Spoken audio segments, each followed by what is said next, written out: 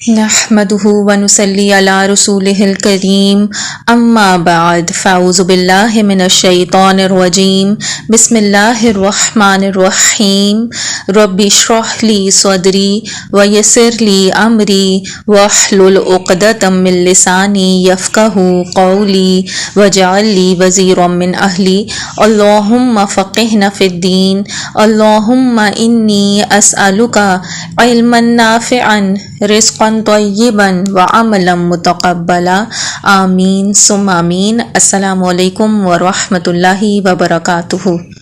ترجمہ اور تفسیر سورۃ الملک آیت نمبر 8۔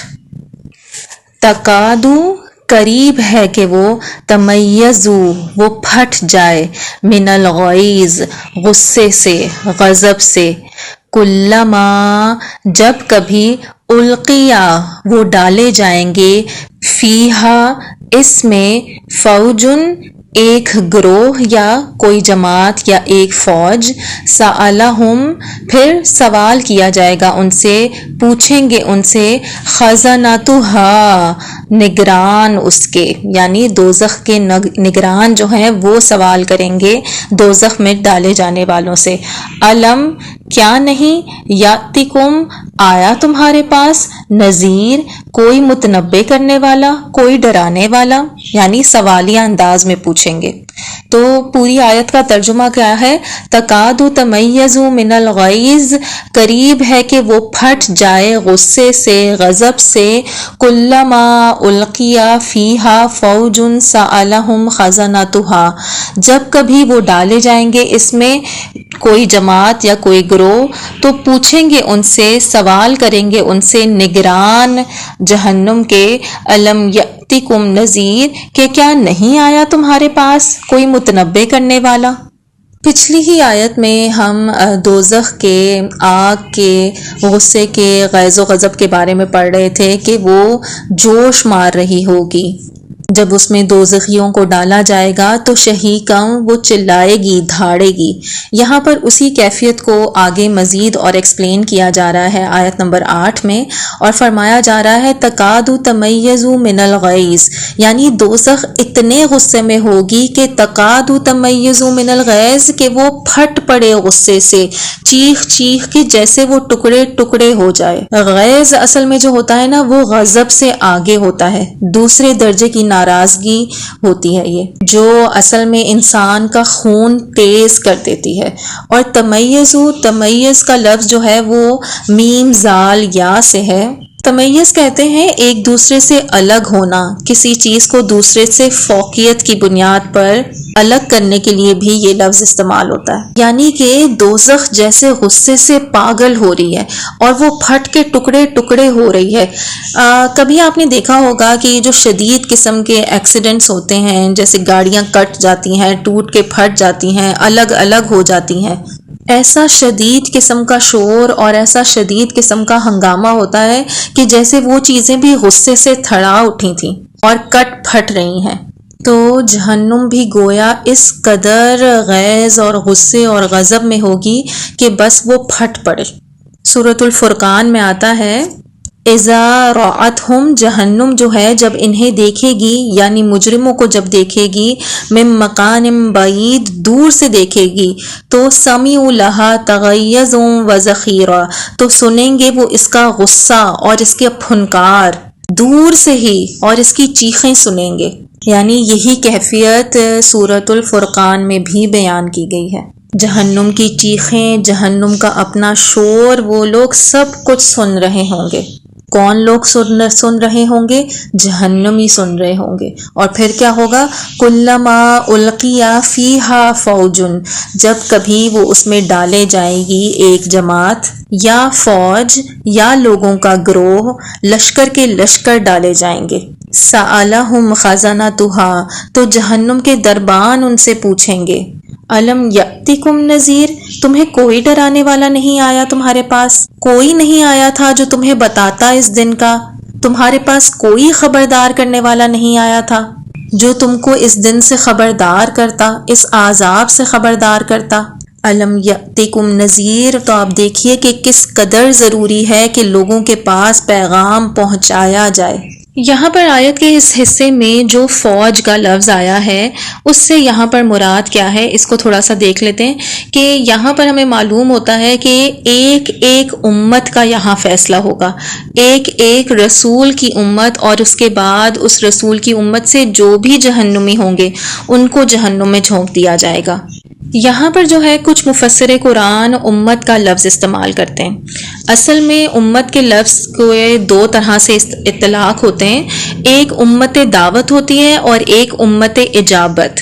امت دعوت کیا ہے؟ امت دعوت وہ قوم ہے جس کی طرف رسول بھیجے گئے، وہ امت دعوت ہے، وہ اس کی امت ہے۔ اور امت اجابت وہ لوگ، وہ امت ہے جو اس میں سے دعوت کو قبول کرتے ہیں۔ اور حضور پاک صلی اللہ علیہ وسلم کی امت دعوت کون ہے؟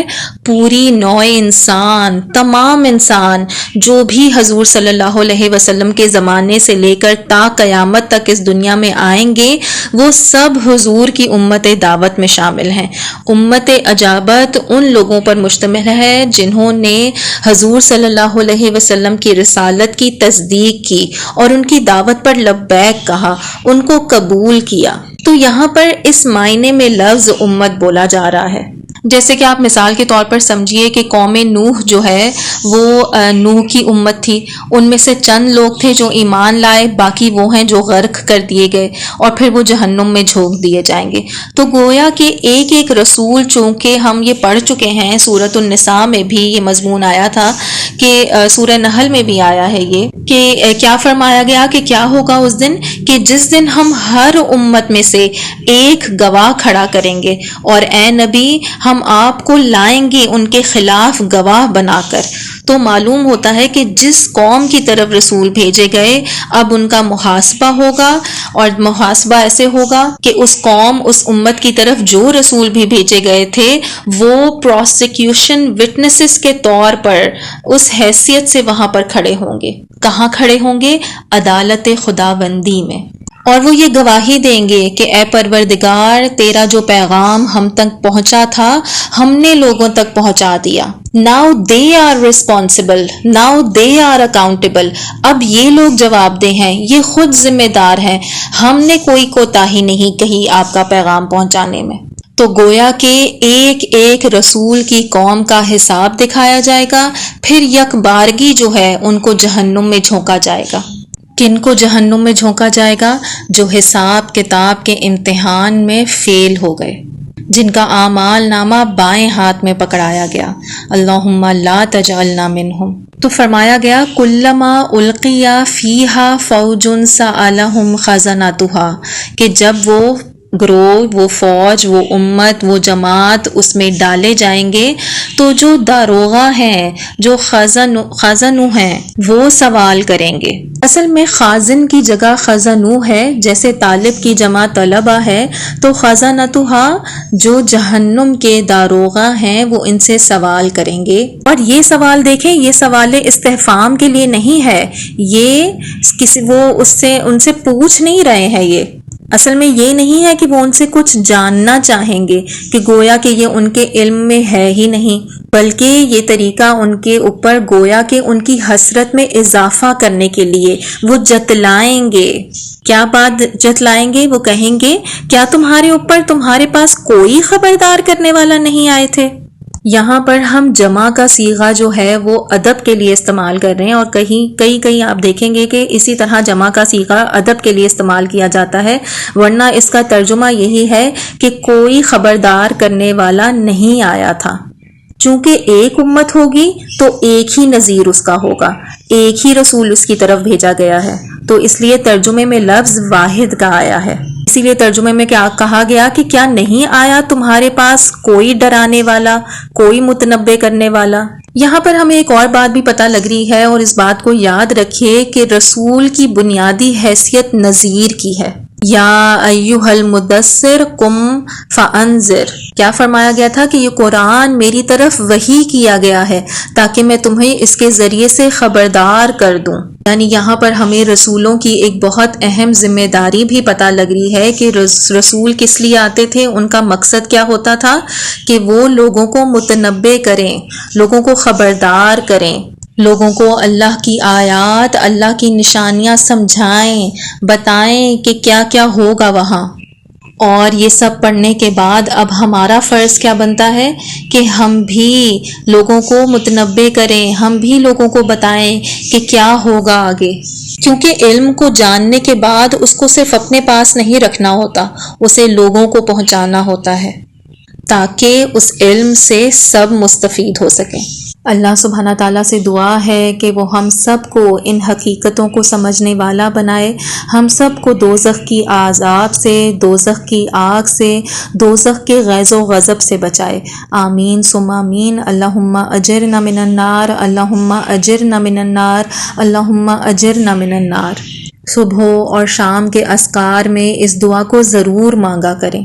نبی صلی اللہ علیہ وسلم کی سنت سے 7 دفعہ اللہم اجرنا من النار کا پڑھنا ثابت ہے۔ اور ویسے بھی ایک اور حدیث کا مفہوم بتا رہی ہوں کہ جنت کے لیے دن میں 3 دفعہ جنت کے حصول کے لیے دعا کرنا کہ اللہم انی اسألک جنت الفردوس، تو جنت اس شخص کے حق میں سفارش کرے گی۔ اور اسی طرح جہنم سے پناہ کی دعا اللہم انی اعوذ بک من النار، یہ بھی دن میں 3 دفعہ ضرور مانگا کرے تو جہنم بھی ہمارے حق میں گواہی دے گی۔ آمین ثم آمین۔ ربنا لا تزغ قلوبنا بعد اذ ہدیتنا وہب لنا من لدنک رحمۃ انک انت الوہاب۔ علیکم ورحمۃ اللہ وبرکاتہ۔